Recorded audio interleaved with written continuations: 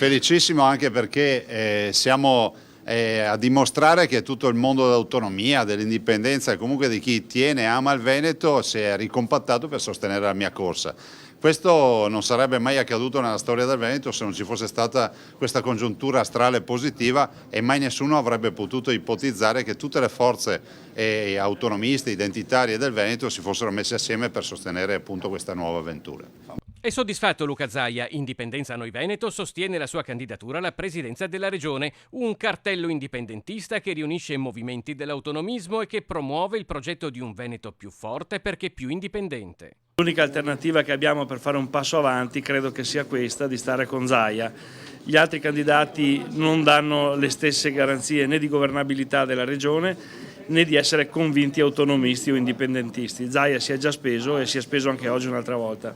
La promessa del governatore, che è il motivo anche per il quale noi lo sosteniamo, è quella di avviare il percorso virtuoso che porti a compimento il progetto che noi abbiamo lanciato tempo fa, ossia il progetto dell'indipendenza del Veneto. Il governatore incassa la fiducia e il sostegno di un raggruppamento che comprende Veneti Indipendenti, Liga Veneta Repubblica, Unione Nord-Est, Veneto Stato, Pro Veneto, T-Party Veneto. Il primo passaggio di questo percorso autonomista barra indipendentista è quello del mito che noi abbiamo, Trento e Bolzano, 9 decimi delle tasse vorrebbe dire avere quei 21 miliardi di tasse che ogni anno mandiamo a Roma che restino qui. Qualcuno la definisce utopia, lo dimostreremo nelle prossime settimane che non è un'utopia.